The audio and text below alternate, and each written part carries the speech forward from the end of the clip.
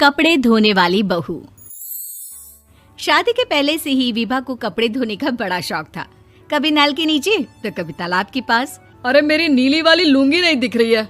विभा की अम्मा, कहाँ रखी है लुंगी? अरे वो तो विभा ने परसों ही धोकर रखी थी आपकी अलमारी में, देखो वहीं होगी। वो ना मैंने आज धो दी, मुझे लगा कि गंदी हो गई होगी। अरे कैसे गंदी हो गई थी? उसे तो मैंने पहना भी नहीं। हे भगवान, इस लड़की के कपड़े धोने की आदत से परेशान हो गया हूँ मैं। जितना तो घर में राशन नहीं आता, उससे कहीं ज्यादा डिटर्जेंट पाउडर का खर्चा है। इसकी शादी करवा दो, शादी जाए अपने घर में ही करे काम, फिर चाहे घर के कपड़े धोने हो या पूरे गांव के।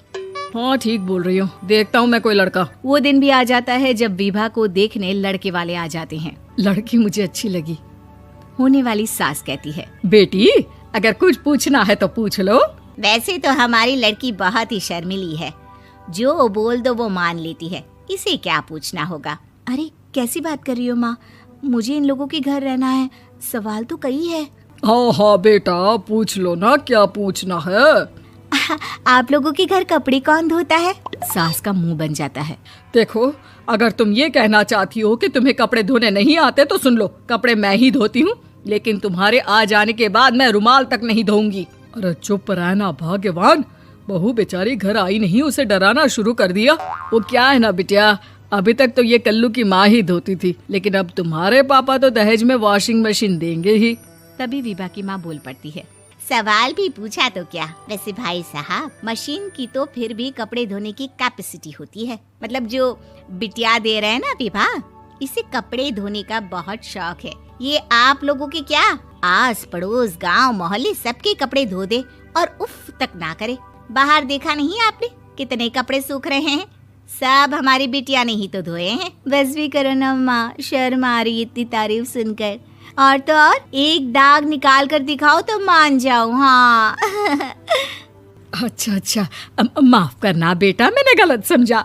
हमें तो रिश्ता बहुत पसंद है। और ऐसे जुड़ जाता है रिश्ता कपड़े धोने का शौक रखने वाली विभा का। उसकी शादी हो जाती है कोयला फैक्ट्री में काम करने वाले कल्लू के साथ। शादी के बाद अचानक विभा चिल्लाती हुई सास के पास आती है। सासू माँ, अरे सासू माँ कहाँ है आप? ये तो धोखा है, धोखा दिया आप लोगों ने मुझे। इसे ससुर के चक्कर के बारे में पता चल गया। अरे तो उसमें तुझे क्यों धोखा मिला है? अरे नल में पानी नहीं आता, कपड़े कैसे कब धुलेंगे? अच्छा, तू पानी नहीं आ रहा उसकी बात कर रही है। तो आपने क्या सोचा? कुछ नहीं।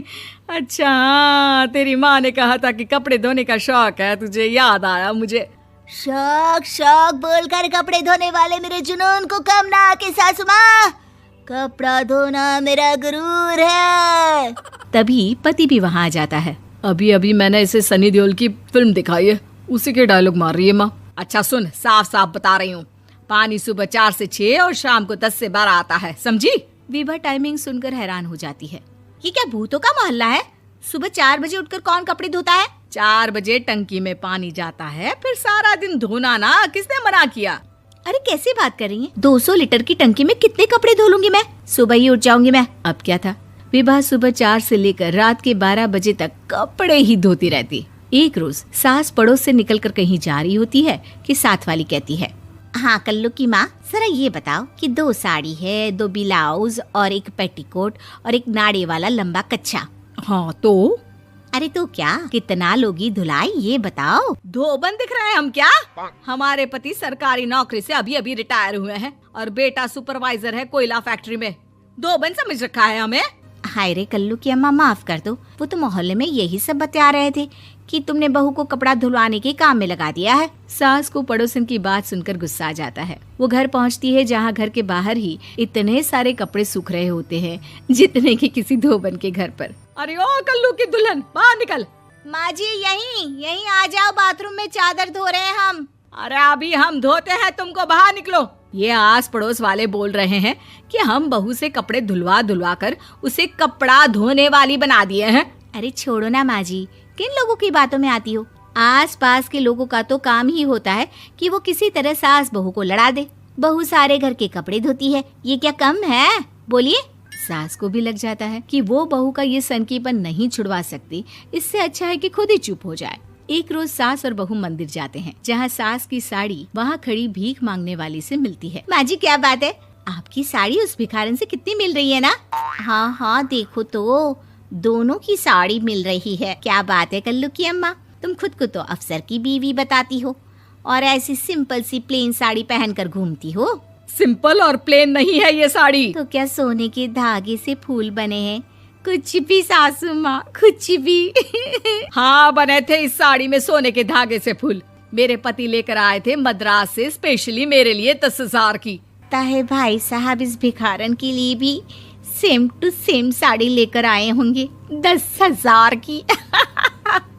सास उस वक्त कुछ नहीं कहती, लेकिन बहू के साथ घर आती है और अलमारी से एल्बम निकाल कर लाती है। ये साड़ी देख रही है, ये वही साड़ी है जिसे मैंने अभी पहना था।